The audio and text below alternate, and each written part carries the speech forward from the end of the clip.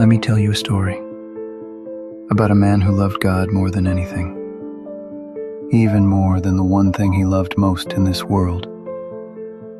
His name was Abraham. For years, he and his wife Sarah had prayed for a child. They waited and waited, long after they thought it would ever happen. But one day, when it seemed impossible, God kept his promise. A son was born, Isaac. You can imagine the joy, the laughter in their tent, the sound of Isaac's little feet running through the sand. For Abraham, Isaac wasn't just a boy. He was the promise of God made real. But then came the hardest moment of Abraham's life. God spoke to him and said, "Abraham, take your son, your only son whom you love, Isaac, and offer him as a sacrifice." It made no sense, none.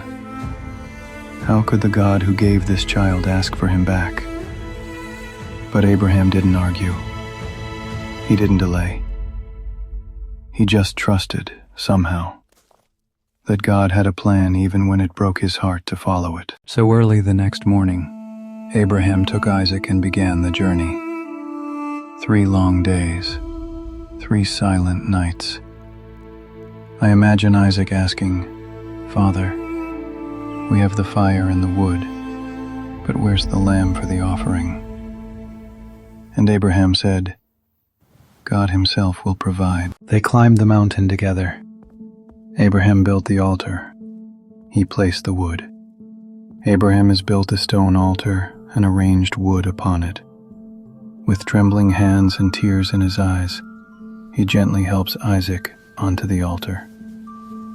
The scene is shot with reverent, soft lighting that emphasizes the gravity and emotion of this moment.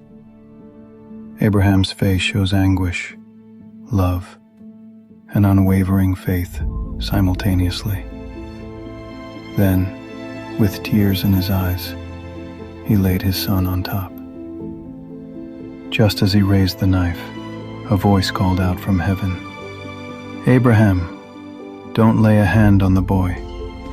A beautiful ram with curved horns is caught by its horns in a dense thicket of thorny bushes nearby. The animal is perfectly positioned as a divine provision, with dramatic lighting highlighting this miraculous appearance. And there, caught in the bushes, was a ram, a perfect sacrifice, provided by God. Abraham untied his son and held him close, trembling with relief, with awe, with love.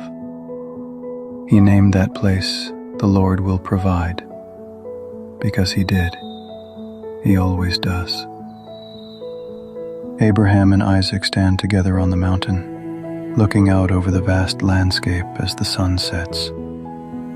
The scene is peaceful and contemplative, with beautiful golden light painting the entire vista. Text appears on screen. "The Lord will provide." Genesis chapter 22:14. You see, this wasn't just about Abraham. It was about all of us. God was showing the world what real trust looks like, a faith that believes before it sees. And one day, God himself would do what he never asked Abraham to finish.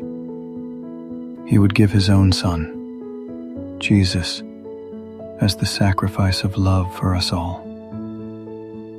Sometimes God asks us to let go before we see what he's preparing to give. Faith isn't always easy. It's not about understanding everything.